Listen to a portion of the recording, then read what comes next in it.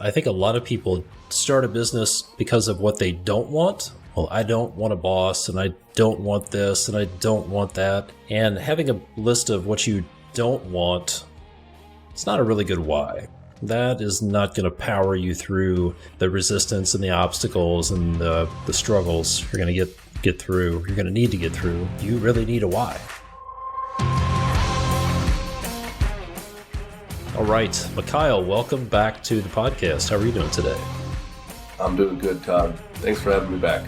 You bet. So let's do this. I'll let you introduce yourself, your company, and tell us a little bit about your business and the type of work you do and where you're located. I will. Thank you. My name is Mikhail Gannage. I operate Gannage Design Construction out of the Central Coast of California. We're located in Templeton, California, which, if you're familiar, is sandwiched between San Francisco and LA Basin, beautiful Central Coast, kind of in the wine country area. We focus on high-end residential remodel work, and I've been enjoying that for 20 plus years now. So. Gotcha.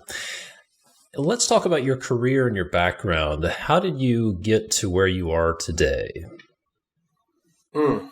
Well, I like to say I'm third generation in the business. I was raised in it and around it. In particular, my dad was a real estate broker. He did a lot more development than actual construction. So I got a lot of exposure to that side of the business, as well as the construction side. But one of the interesting things that I realized is I had a hiatus from that. I actually left the construction industry to go to school in robotics. So I spent significant number of years in the robotic engineering, working up in Sacramento Valley for an engineering firm where we just built automation for a lot of commercial and industrial operations. I returned back to the Central Coast and took over a family business, really restarted it. And the question always is, why did you do that? To be honest with you, I loved robotics. I returned to it. The simple reason is family. I'm very family-centered. I wanted to be around, I'm the eldest of 5. I want to be around my siblings who all live in the area, my parents. And I came back to construction. One of the interesting things about that was that I wanted to incorporate, and I have, and I can share with you a little bit later, but incorporate a lot of what I learned in my field of robotics to apply to the construction industry. And that was back in 2000. So it's been since 2000 that I've been back on the Central Coast and operating with a construction company. So you said you came back to construction. What involvement did you have in construction in the family business before you went into robotics?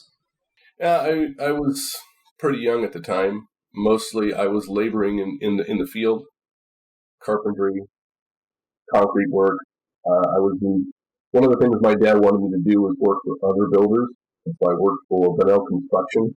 We did a lot of seawalls, did a lot of residential development, major tracks, things like that.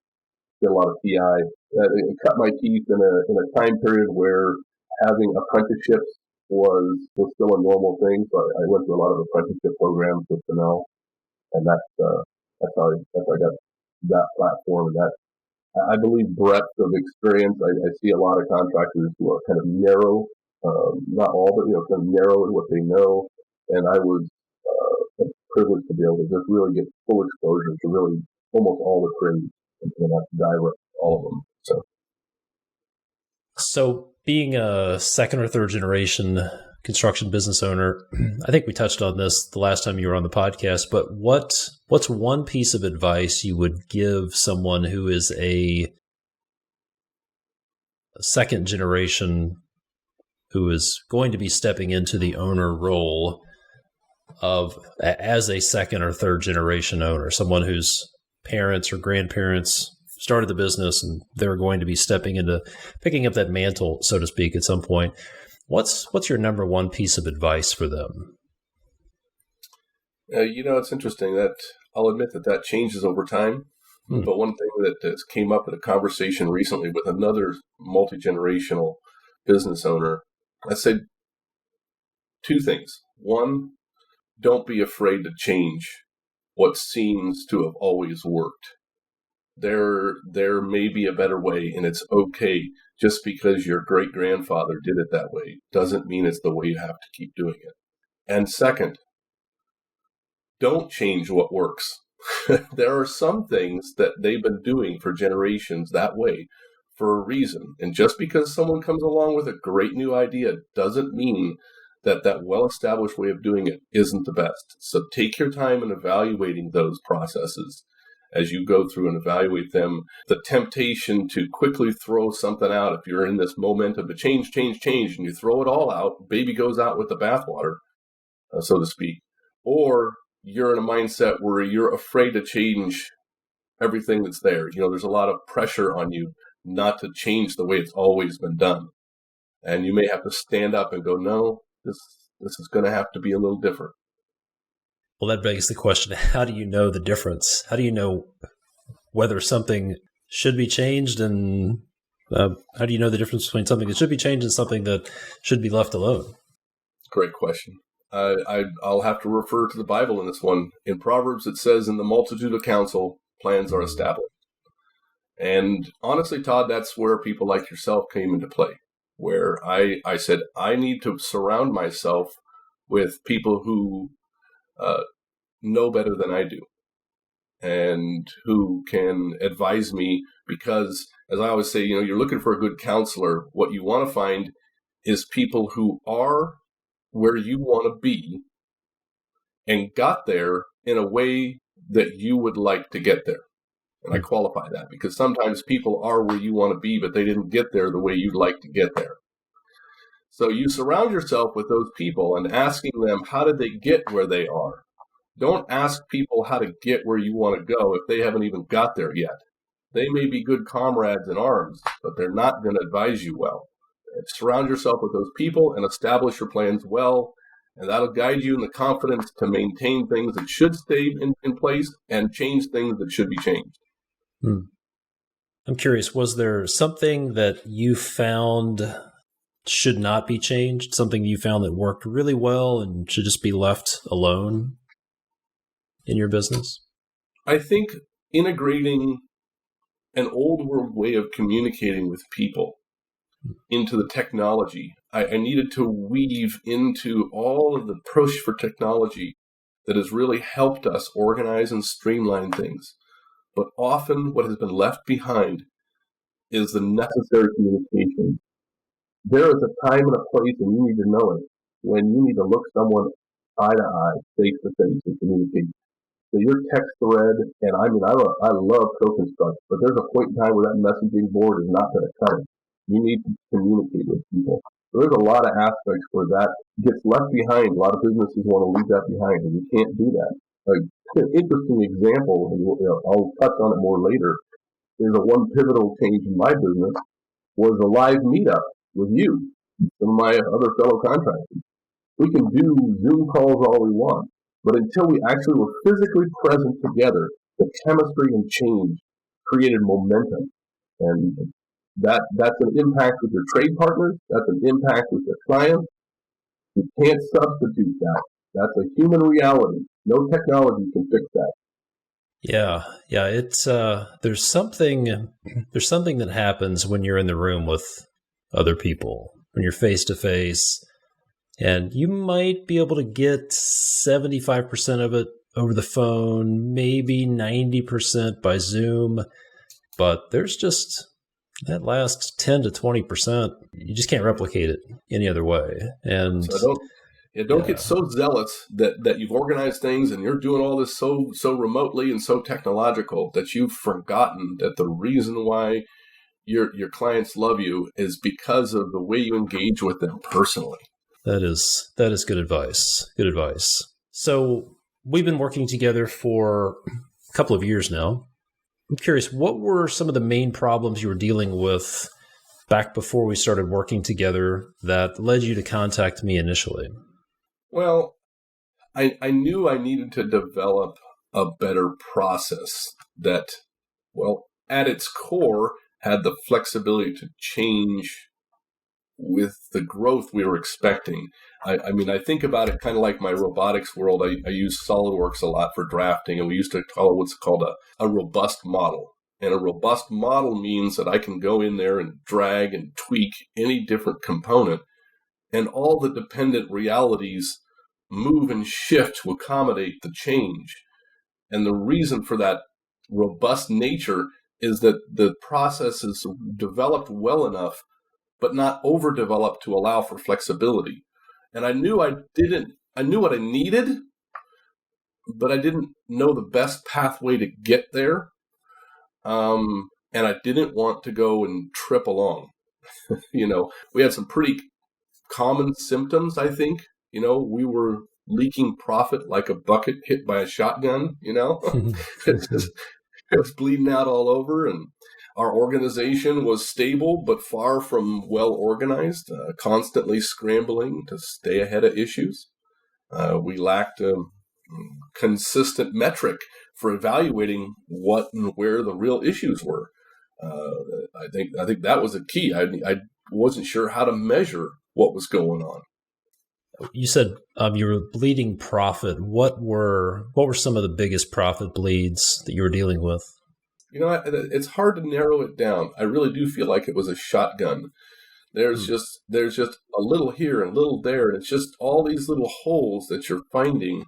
A lot of them are going to be common to where we deal with. It's like, why do we have that extra material? Why did I have to pay someone to go pick up more material? How come in the selection process we forgot to get a bath fan? It seems silly, but you start adding all those up. And I think I listened to you once recently in a mastermind group. We were talking about profit leaks, and it's just take a few of those little things and add them up, and it is amazing what it looks like on an annual basis. All those little things, and I think we have a tendency, because we're looking at big numbers, that we go, oh, that's it's $100 here, it's $1,000 there, it's $50 over here. What's that? And you do that at project after project, month after month. You get to the end of your year, and you bled out, and you don't even know what happened. How did that happen? So I realized it was actually all those little ones, and we weren't able to trace them. We weren't tracking them. There wasn't a metric for really seeing them. I find that there are often ripple effects. Well, I find a couple of things. One, that profit bleeds are symptoms of underlying issues. So I'm curious, what did you find to be some of the underlying issues or main root causes of those profit bleeds? Well, it's not rocket science. First of all, we were working for the wrong people. You need to know who to work for, who not to work for. So if you're working for clients you shouldn't be working for in the first place, and they're just, from day one, their whole mindset is to bleed you, then it's going to bleed you no matter what you put in place, because whether they're just soaking up your time, or your, waste, it's just, you got to start there. So from the beginning, you got to be working for the right people.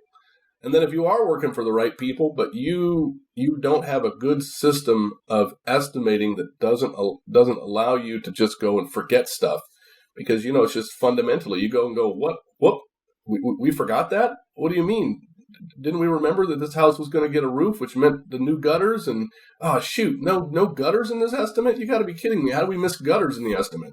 And then now you're stuck putting gutters on a house because you're already under contract and it says gutters and you never had it in your estimate.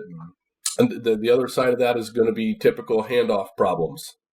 You're going to hand it off, and because we're a design build, and you're going to hand it off to your construction team. And that handoff process is real full of holes, or it's not clear. There's not a clear accountability. You're going to bleed there. So I would say those are probably the three top areas and things that you find when you go through that bucket. There's going to be common denominators in those holes, and that's probably the three common denominators. It's interesting. I think it would surprise a lot of people to think wrong customer is the root cause of profit bleeds, but it makes perfect sense. If they're the wrong customer, then if they're litigious, if they are looking to save money and bleed you out, then they are absolute profit bleed. Makes perfect sense. What were some of the ripple effects of those areas of chaos or profit bleeds? Like profit bleed is one of the symptoms, but what were some of the other ripple effects that were being caused by these issues, these root causes? Let me be more specific. How was it affecting your team, for example? Yeah, it's funny you say that, because that's exactly what was in my mind. Was in the end, I was starting to question whether or not I was going to be able to keep some of the good people working for me, because they're getting burned out. They're getting discouraged. They're seeing it too. When you have a bad handoff and it's affecting their productivity, and they're, as we like to say, they're not set up to win. Or they define what winning looks like for them, but it's a bad definition, or it's a definition that's missing components, and they get to the end of what they thought was a win, and you tell them that they lost. Oh, that is really hard on a team, and that's where a bad handoff comes in, or you've picked a client and they've trusted you to really put the right client in place. I want to encourage you on the other side of this. I mean, I'm at a place now where I have trade partners coming to me telling me they don't work for anybody but me or one other contractor in the entire county, because they know that I am not going to ask them to work for unreasonable people, minus the expletives. There's just a lot of people we shouldn't be doing work with. And so when we are, and they can trust that, it changes everything, so that they're not dealing with chaos on the job site or constant changes that, even if they're paid for, aren't welcome. There's a point in time when change orders, paid for or not, are just not welcome. They create a problem for you, even if they are signed and paid for. Yeah. That's a really interesting insight, that your trade partners are counting on you to select good customers and trusting you to select good customers. I think that's another thing that would surprise a lot of people. Your team is counting on you, or counting on somebody at your company, to qualify out and filter out the crazies and find the right fit customers. Yeah. I think that's probably the most unconventional thing that I run into with people, is they ask me, like, what is this? And I says, it's sort of an intangible. But if you're not recognizing that you're not just running a construction company, you've got a team. Recently we hired a job, superintendent, and one of the key elements he needed to understand was that I hired him to be a team leader. He's leading a team of people, and that team is counting on you as a coach, as a business owner, to put a team together that's gonna win. Each one of those guys is dependent on other members of that team. You think about a football team, and it don't matter how good a quarterback you've got. If that line in front of him doesn't keep people back from him, he can never get a throw off. He can't get a pass off. So, your trade partners count on you. Your employees count on you, and so you really got to get a process in place. And I say that because it was, and I know, Todd, you and I remember some of the conversations we had. It was hard for me to say no to people. It's hard. We're just sort of by nature want to help people, and also think, well, if we don't take work's going to go away. And I know in a time when people are concerned about economics, and I'm just gonna I'm gonna repeat it. I said it the last economic cycle, the same thing. I had guys who were like, "Oh no, we just got to take whatever work we can get while the work's there. We got to take what we can get," and they just chased their tail and didn't make any money.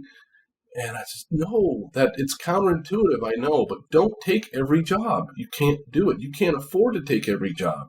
Everybody is depending on you to take the right jobs." Good advice.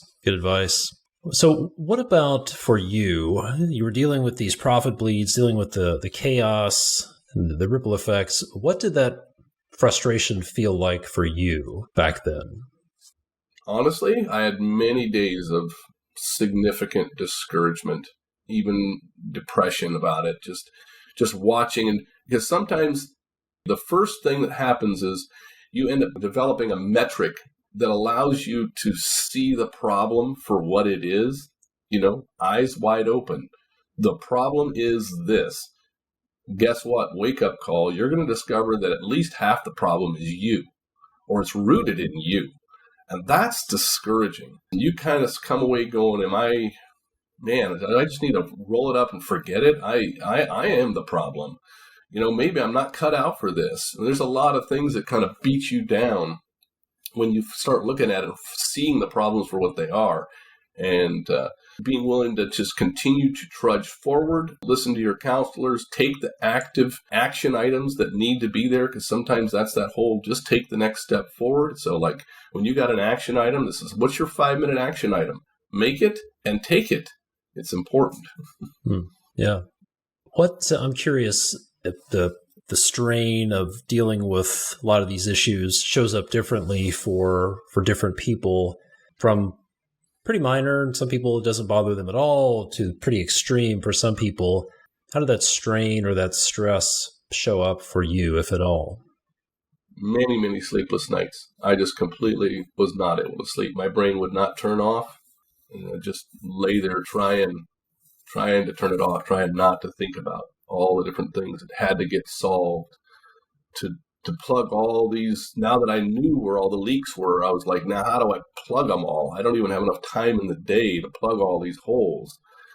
And I had to prayerfully lay that before the Lord. I had to entrust myself to my wife's encouragement, your encouragement, other people. I'll admit, coming and having the camaraderie of other people in the mastermind group, where you can communicate with them and talk to them and say, hey, listen, how are you doing, where you're at, and recognize that we're struggling together as we're trying to meet these common goals, helped a lot. Interestingly enough, a more recent one, and this may seem kind of silly, but like it is a right brain, left brain thing. I'm a guitar player. I've played acoustic guitar for many years, but it didn't have time for it, right? You're in the midst of this. I don't have time to play guitar. I discovered that if I took about 15 minutes to just play around with the guitar before bed, I actually took and was able to get my brain, one side of my brain, to slow down and shut down, because I shifted over to the music. And you do with it what you will, but I chose to not only play the music, but I chose to worship and to be thankful, because having a thankful heart, however you go about your thankfulness, to choose to be thankful in circumstances changes your mindset. So instead of listing in my brain all the things that had to be fixed, I started listing all the things that I needed to be thankful for, that were changing. The incredible team that I have that's sticking with me and working through this, that was what moved me through some of those difficult times. Yeah, gratitude is so important. I can't overstate the impact that gratitude has had on my life. But it seems so counterintuitive when there's so many things going wrong. It seems like the prudent thing to do is focus on the negative. Yep. But that's not going to take you to a good place. That's a deep, dark rabbit hole you can go down if you're not careful. But I appreciate you sharing that. So you did a lot of work. You started putting systems in place. I'm curious, what were some of the most impactful systems or changes that you've made to your business in the past couple of years? Well, I'll start off by telling you that I really wish I could tell you it was this major discovery, this incredible epiphany, or this amazing new system. It was a series of incremental changes. They were small. They were boring. I will highlight that the major shift began when we went through that accountability exercise there in Sarasota and set measurable goals that I was accountable to my fellow peers for. So there's 3 key elements I'm talking about: accountability, measurable goals, and the accountability chart, and then, yes, the accountability and those measurable goals. So those 3 elements came together to produce something, to really create momentum for us to start diving into the minutia, because it was boring. I mean, I wish I could say it was really all exciting. Oh, look at this great epiphany. No, it doesn't work. I don't think it works that way. That's my opinion. I could be wrong. Others may have had different experience. My experience has been that there's a lot of boring work to be done to get to the bottom. Yeah, lots of incremental steps, lots of work behind the scenes, lots of doing stuff when you're not sure it's going to work for you, and just trusting the process. Yeah. Yeah, that's been my experience. I'm curious, what was it about designing your accountability charts that was so helpful? What did that do for you?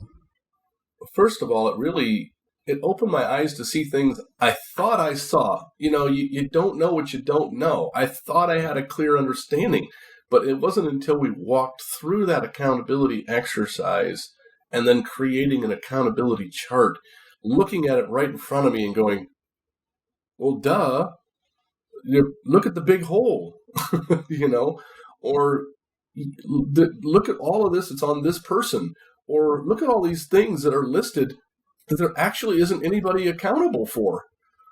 Or how come all three of you are accountable for that one thing? Whoa! Those are the top epiphanies that you get through that accountability process. And then you come away from it, and what's amazing is even without any change to your team, and usually the accountability chart does tell you there's going to be changes, if nothing else, internally. But right away, there's a relief. I'm going to tell you, there's a relief seeing it. And then you quickly see the relief applied. And I think that was probably the first time when I started seeing active momentum, because now we could start working on the things we all needed to working on without stepping on each other, and also knowing where there were things that were being missed. And we've just implemented the reality that on an annual basis, just generically, and you may have to do it more frequently, it depends on the growth curve that your business is in. And I say that specifically because if you are in a rapid growth curve, you may need to do this more frequently. Maybe not as exhaustive, but you will have to revisit your accountability chart and reassess where you're at on it. And we've done that, and it's been very fruitful to do that. You said you used the word relief, that the accountability chart brought about relief. How do you mean it brought relief? Well, there's this tension. What's the problem? Where's the problem? What do we do? And there's a lot of internal tension associated with that. And it's not just you. It's going to be your team. If you're feeling it, they're feeling it. But when you put that out there, now everybody, including yourself, sees where the sources are. And there's a relief just simply knowing what the path to getting better is. You may not even have applied it yet. Just knowing there it is. It's not a deep, dark hole. There is a light at the end of this tunnel. You didn't even know there was a tunnel. And now you know there's a tunnel and that there's a light at the end of it. Makes perfect sense. Yeah, I get that. I'm curious, was there a moment at some point in the process when you realized that the work you were doing was actually working to solve your problems?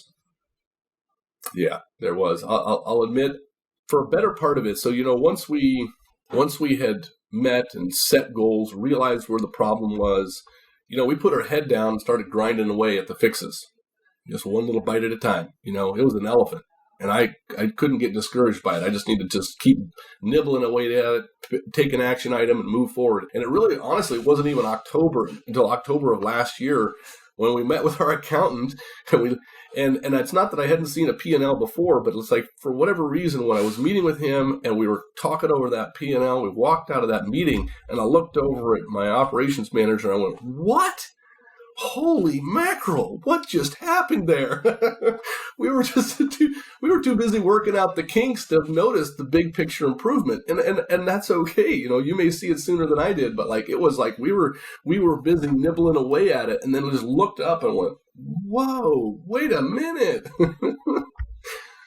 Yeah, so we'll talk about, I think that segues into my next question. You had set a really big, hairy, audacious goal back at the beginning of 2022. So here we are in March of 2023 recording this, but in first quarter of 2022, you set this big, hairy, audacious goal for your business. Tell us about that goal and why you picked that as a goal. Well, the goal was simple. If you're running a business, fundamentally, a business is supposed to be profitable. If it's not profitable, why are you in business? So let's pick a fundamental goal. Let's increase the net profitability of this business. At the time, if I was generous, I would say we were 2% breaking even. And I said, what is reasonable? What is a reasonable baseline for us to be even staying in business, or should we just fold it up? And I said, well, 8%. If we're not making 8%, why are we in business? So let's make the goal. Let's make 8% this next year. All right. Gotcha. And what were some of the main steps? Once you set that goal, what were some of the first key steps you took to achieve that? Yeah. Well, I alluded to it already, but it started with accountability exercise and creating an accountability chart. So we really knew who needed to be where. So the who involved in the team was worked out, and we weren't really working on that as the problem. All right. And then from there, we developed our company process flow charts so that we could see how everything traveled through the company. We created a client qualification process or checklist, which I strongly encourage. This is just, and again, tying to that, it's very difficult for us to say no. And I'm going to wrap you guys into this. It's hard to say no to clients. So you got to create a process that says, you got to check all these boxes or we really aren't a good fit. The way you look at it is it's not a matter of, is this client going to get taken care of? It's just, you're not the right person. And I'll admit to you, when we have a lead come in, we don't ever actually just tell them to go away. That's not how it works. If someone calls our office, we feel a responsibility to them. But that doesn't mean we do work for them. It most often would mean that if they're not doing work for them, we're going to refer to them to someone we feel is better qualified for what they're asking to have done. But there's never just a cold, hard wall they receive with us. They always receive a direction for their energy, right? But you got to have that qualifying process. Also the handoff process. And there's a lot of other, but I'm kind of gelling this down. These are some key elements: the company flow charts, qualification process, handoff process, and then a big one is working with QuickBooks.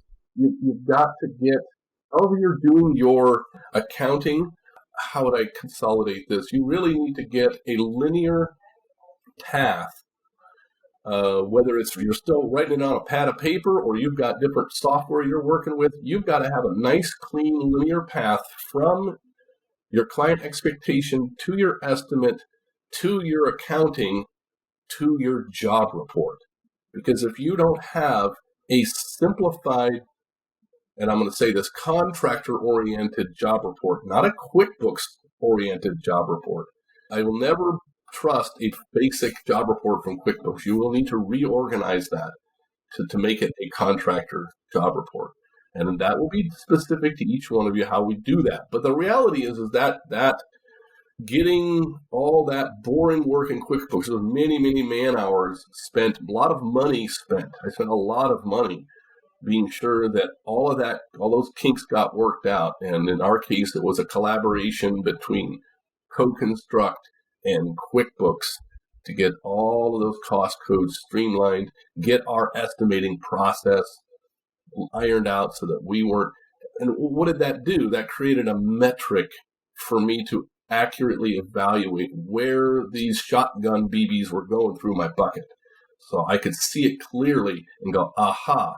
And now we could come back to our meetings. We could talk to everybody and find, now that we know who's accountable for what, because we started with that accountability, we look at those bleeds, find out how we as a team can help whoever's accountable for dealing with that problem and working out the kinks in a rough draft of processes. So maybe we have a rough client process, a rough handoff process.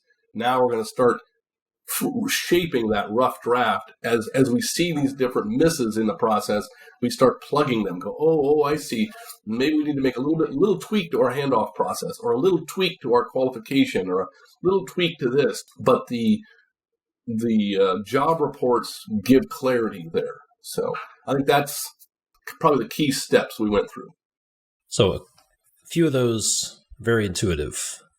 You set a profitability goal.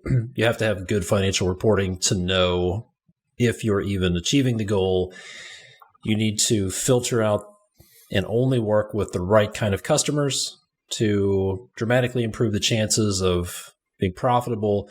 But a couple of them, well, like the accountability chart seems a little indirect, may seem a little indirectly connected to profitability. And the handoff, I want to talk about that as well. So how did your accountability chart help you drive profitability?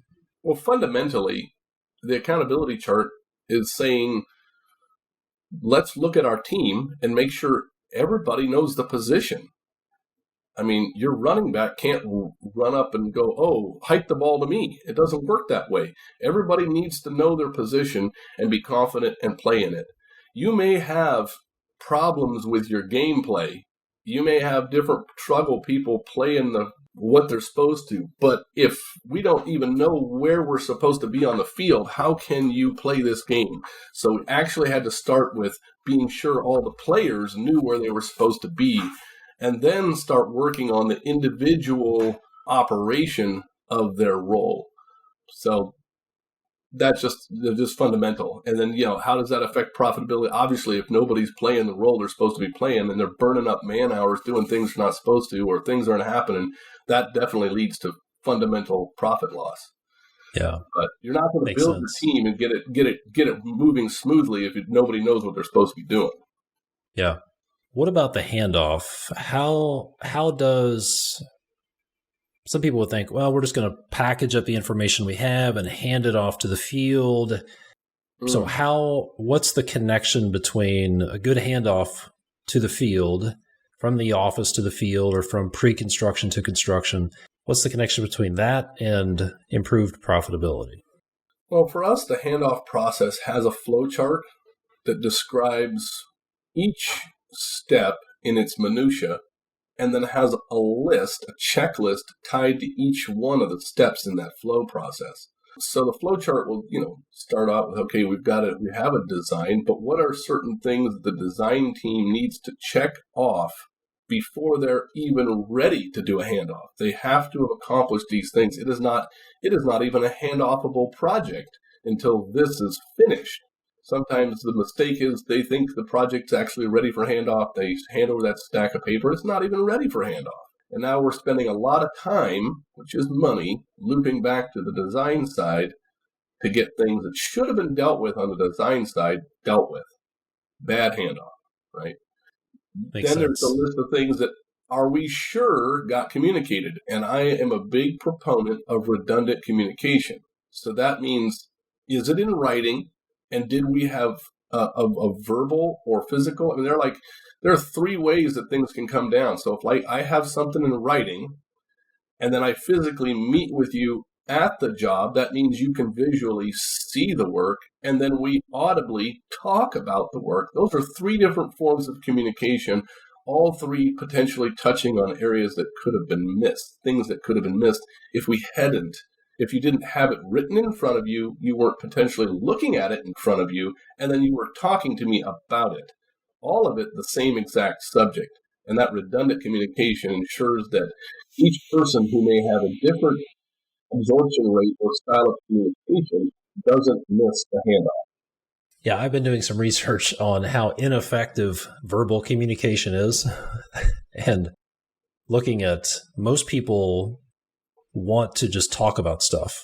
And it's really not an effective way to retain information. Studies have shown that, I found a legal study, that people retain about 20% of the information they hear 1 to 2 weeks later. So 80% of the information that we're sharing with people verbally in meetings and phone calls and in-person conversations, 80% is just going away or getting misinterpreted. Yet we think in a lot of cases, well, we have to talk to somebody. So I like that idea of a redundant communication. If you're going to talk to somebody about it, make sure it's written down. That's one of the beauties of a program like CoConstruct, is you can put it all in one place. You have a single source of truth. Todd, I make a comment there. I mean, Sure. I'm a verbal processor, so believe me, when I say this, I'm the one who wants to talk a lot. All right, and I'll even tell clients this. I mean, we're gonna talk a lot. We're gonna go through a design process. We're gonna share ideas, but you just need to know if it's not written down, it doesn't mean anything at all. That's what we're going to do. And I would say that, and you can title it per our conversation, because what we have in our process, in almost every one of our processes, but especially in the handoff and then client communication side of the process, is per our conversation. That means in CoConstruct, or however your communication platform, whenever you've completed a phone conversation or a personal conversation, you immediately or as quickly as possible sit down. I don't care if you audible it into your phone, whatever you've got to do, you get it written down, and it often looks like, per our conversation, comma, blah, blah, blah, blah, blah. And then it often ends with, this was my understanding of our conversation. Please confirm.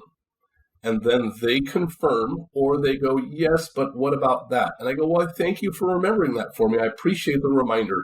Yes, we did discuss that, and I do agree. So that you have a very clear path, so there's no mistakes. Which is another source of profit bleeds. Things like that, missed communication, missed expectations. Yeah. Okay. So you set a goal. You were at about 2% net profit. You set a big, hairy, audacious goal to hit 8% net profit. You went to work filtering out customers, putting your accountability chart in place, designing your processes and flowcharts, focusing on nailing the handoff, getting your financial reporting in place. Well, how did you do? Or what did your accountant tell you that got you so excited? Because you have a different problem, Mikhail, than last year. we need to know what to do with all this money. Because we closed out the year close to 15%, which blew my mind. Literally blew me away. So you set a goal of, well, you were at 2%, you set a goal of 8%, and to your surprise, without even really noticing it, you came in at you closed out the year at 15%. Well, and here's an interesting comment that I'll admit, I was sort of cheating the system. I had such a lack of confidence in myself that I set my margin at 15%, assuming that we were going to fail and we'd end up at 8%. Do you understand? I had such a lack of in my process, but we plugged all the holes and we actually made what we were targeting. I went, wait a minute. Okay. It actually worked. And so your bottom line went from 2% the previous year to 15%. Yeah. And what about your top line? What did my gross receipts? We went from just over $1 million, I think it was 1.2 in gross, to almost 3 million gross. So top line almost tripled, right? And net profit went from 2% to 15%. So interesting point right here. This is important.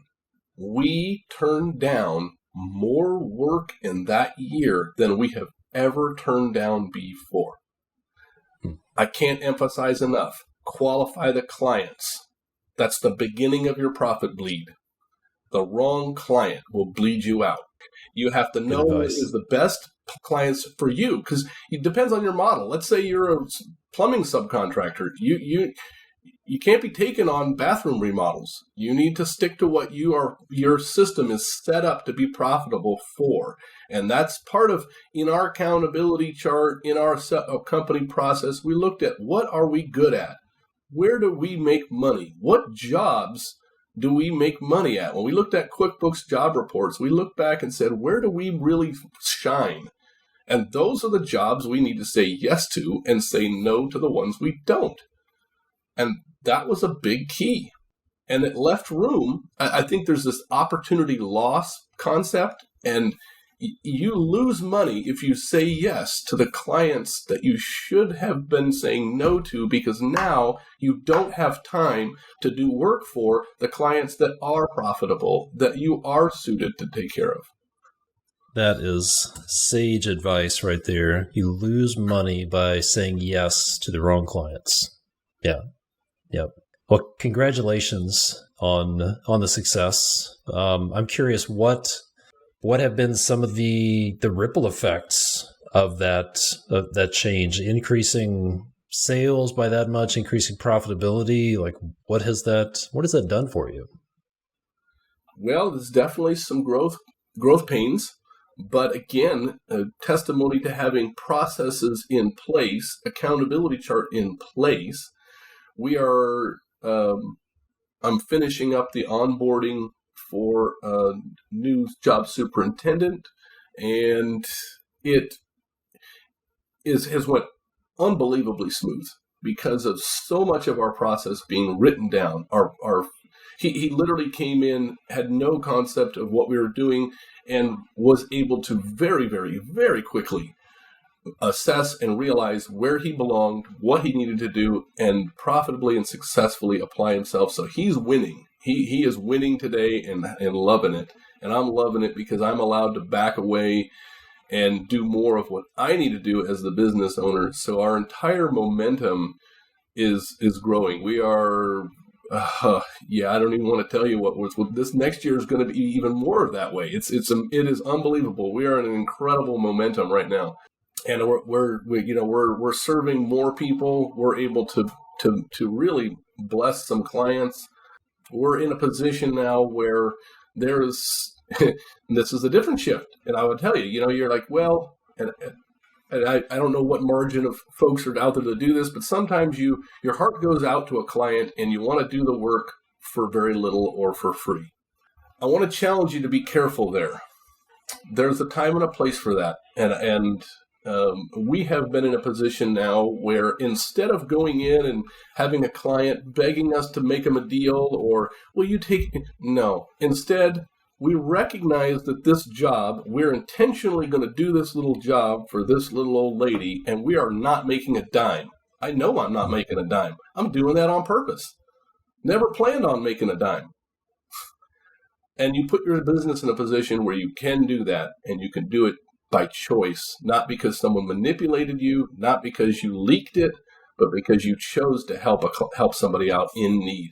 And as a team, now it's a choice. Now our whole team feels like we're winning. We're not making any money on a job, but the whole team feels like winning. It's because we all bought in on it. We all said, hey, listen, hey, boss, what do you think about just doing this when it costs? Can we just do this when it costs? This lady really needs this to get done. She hasn't asked us, but what do you think? Let's do it. Sure. Let's do it at cost. We can afford this one. Let's do it that way.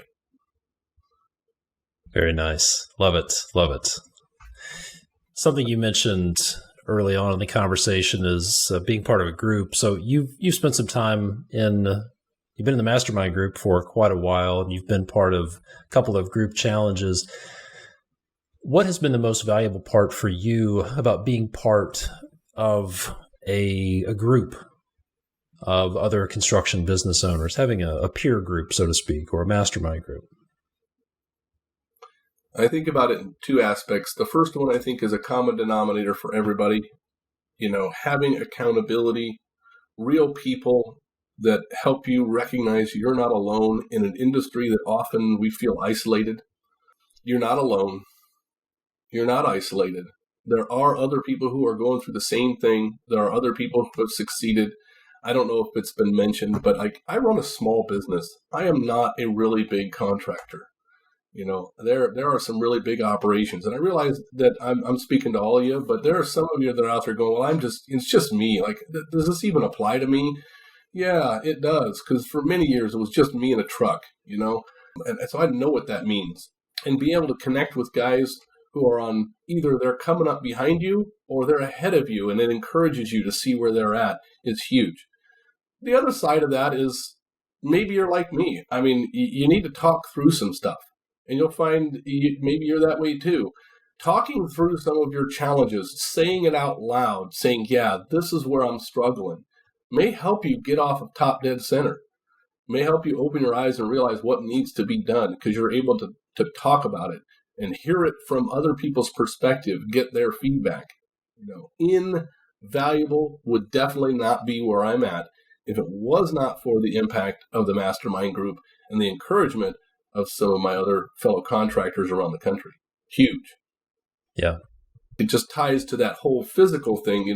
I've enjoyed the mastermind calls, and they are phenomenally impactful.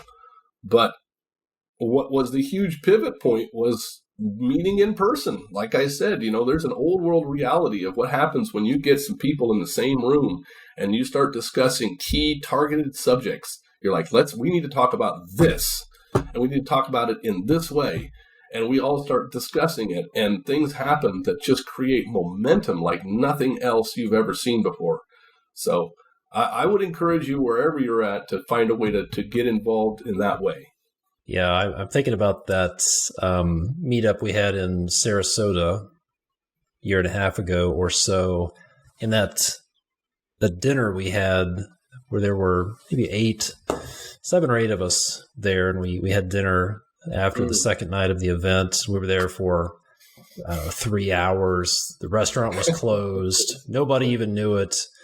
You're talking about sawing your thumb off with with a circular saw, and but it was, other than that part about you sawing your thumb off, it was magical. There was something magical that happened there. This community that develops and relationships that develop. There's a reason people get around together and have drinks and share meals and break bread together. It's there's something that you just can't. There's no good replacement for it. Yeah. No. And honestly, Todd, you can't put it on a brochure. You can't put it on a list of the best things you're going to get out. You really have to trust that this is a human reality, that until you gather together with other people who are a common denominator and bring together a multitude of counselors to encourage and strengthen where you need to go. Todd and I, you and I had worked together prior to that meeting in Sarasota. It wasn't that we hadn't, and we've been doing some great progress. But it's almost like we were building a boat, and we show up at Sarasota, and it fired that engine up, and the thing just took off, And it was just, I'll never forget that time. Yeah, that was great.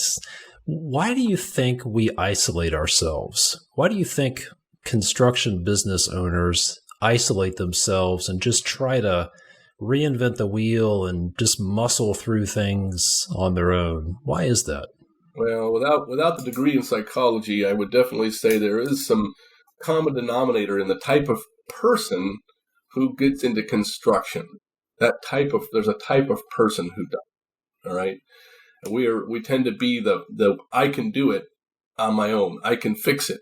I'm not, and dominantly and are not communicators. They're let's just do it. I don't want to talk about it. Just show me where to do it and I'll do it. All right. And couple that with a culture within the industry of hyper competitiveness. And I say hyper competitiveness because it's out of balance. You can't even look at the contractor in Home Depot, who's your competitor, without thinking, is he competing with me for a job? Instead of walking over, shaking his hand and saying, hey, George, how's it going? How are your projects going? Are you struggling like I'm struggling? Are you having some wins? I hope your projects are going well. I hope you're finding some great clients. That's just not what you see, and it's sad, it's unfortunate, and it's actually a misunderstanding, because we're not really competing with each other like that. And the more you start to recognize that and get out of that mindset, the better off you'll do anyway, because I'm actually in a position now where we have quite a quiver of other contractors around me that are just a little different. It's one little iota or another. And so there'll be projects that'll come to us that I will just refer them to them. I don't think I'm the best fit. Could we do the work? Probably, but it's not the best fit. And I've been working with them for them to recognize what's not the best fit for them. And so they'll refer us projects. So now, instead of everybody doing whatever comes to them, we're referring them back and forth to each other so that the right business is working with the right client. That's a win-win. That is smart. And I think a lot of that goes back to this fear that somebody else is going to take something from us. When we see other people doing the same work as competition, it's not deep down, there's this primal fear that they're going to take something from me and I need to conceal everything and I need to keep the shields up. And it's just not, it's the opposite of helpful. It is not helpful at all. Yeah. Let's talk about one of my standard questions. What is one thing you believe to be true about business that some people might say is unconventional, maybe even a little crazy? Work less. Work less. Okay. Work less. And that I kind of put up and just said, hey, work less. That doesn't mean, you may need to be doing, maybe the reason why you're working so much is because you need to be better organized about how you work. Maybe you're working too much because you're the wrong person doing the work and somebody else should be doing it. Maybe you're working too much because you're working for the wrong clients. You need to work less. You need to work less for the wrong clients. You need to work less at the things that aren't for you to be doing. You need to hire somebody to do what they're really good at and work less at it. Work less. I like it. Work less. That is definitely countercultural in construction because I can always tell if I meet somebody locally who's in construction and that because they'll ask me the same question. You staying busy? Are you busy? You staying busy? Oh. That is not a good indication of success. No. Yeah, in fact, I like that. One of the things you asked a question earlier, what is one of the byproducts of where we're at now? I am able to work less so that when I work, I'm working more effectively. So the work that I do produces more than the volume of work I had before. That's key. I'm working less and producing more. And that's where you want to be. Working and being busy is a bad idea. Being productive is good, but productivity doesn't imply a lot more work. Yeah, I like that. Good stuff. Okay. If somebody called you or you met someone and they said, hey, Mikhail, I'm planning on starting my own construction business, and you could ask them one question. All you could do is ask them one question that they really need to think about. What would that question be that you would ask this entrepreneur? Why? You need to tell me why. And I will think about, in the mastermind group, we do this a lot, and it's like, okay, let's drill down and get to the bottom of this. So I'll ask you, and you'll say, well, why do you want to do this? Well, because I like construction. Why do you like construction? I said, well, I like construction, because, that's what my dad taught me. Well, why is that your reason? And I want to get down to why you really want to do this, because oftentimes I discover that person's why doesn't really tie into what it looks like to actually do this. Yeah, I think a lot of people start a business because of what they don't want. Well, I don't want a boss, and I don't want this, and I don't want that. And having a list of what you don't want, it's not a really good why. That is not going to power you through the resistance and the obstacles and the struggles you're going to get through. You're going to need to get through. You really need a why. So if you don't mind sharing, what's your why? Why are you doing what you're doing? I'm doing what I'm doing because God gave me a certain skill set, and I have found that in applying that skill set to construction, I'm able to connect with people, and I love helping people. And one of the things I've discovered is when I'm involved with somebody's construction project, and this is, again, maybe a little counterintuitive, it's not about the 2x4s and the drywall for me. It's about the people. And I've discovered that in the midst of a construction project, I really become very intimately involved with those people. That's why we do residential, because those people's lives I get to touch. I can't tell you how much of my conversations with my clients often have nothing to do with their construction project. Many, many times, I get to impact them in their families, in their personal lives, so that their lives are more fulfilling, more successful. Sometimes it involves marriage advice, and hopefully I can make an eternal impact in their life, and that's why I do what I do. It's great. I think it's crucial to understand why you're doing what you're doing, and to really have a mission. So that's a great one.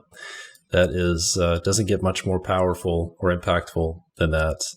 So, Mikhail, you've got an audience of a few thousand construction business owners and leaders. Is there anything else that we need to discuss, or anything else you want to share before we wrap up? Well, as I've said, it's about the people. And if you haven't got that, I'll just drill that home. It is about the people. Thinking about multi-generational, it's about the people. Thinking about how you're going to succeed and you're going to plug the holes, it's about the people. The handoff problem, it's about the people. Fundamentally, you can get all these systems in place, but it's the people that count. Your team, the people who work for you, the people who work around you. Are you the kind of person that people want to work with? If you're not, do something about it. Be that person. I have another contractor friend, has a bumper sticker on the back of his truck, and it says, "Be the dad you wish you had."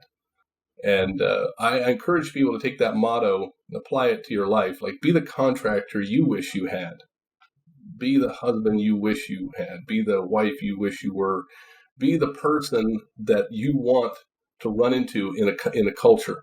So you're impacting more than just your business. You're impacting a world and a culture around you as that kind of a person. And that's what will give you fulfillment, regardless of what's going on in your business, because all of this is going to pass. And in the end, you're going to ask yourself, of what value was it if I really didn't impact the people around me positively? Yeah, I think a lot of people will unfortunately get to the end of their career or the end of their life and look back on what they did, and maybe they built a lot of stuff. They built a business, but they burned bridges and relationships, and they're divorced, and their kids are estranged.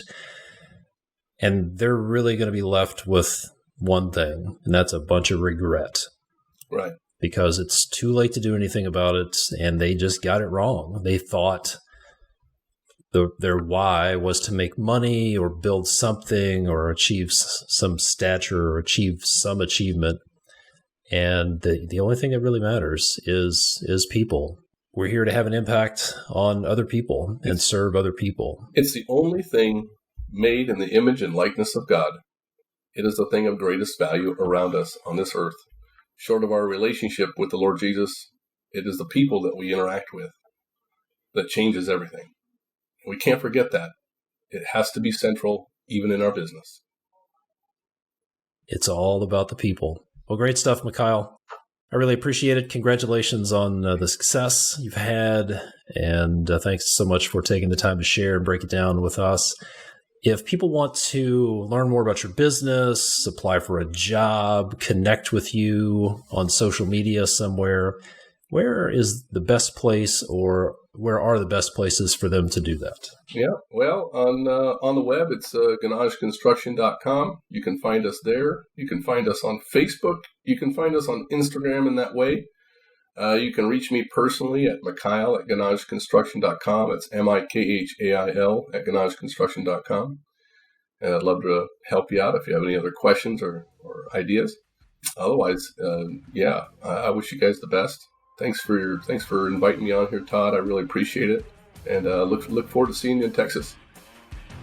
See you there in a couple of weeks. Thanks, Mikhail. It's been great. Yes, sir. Alrighty. Bye-bye.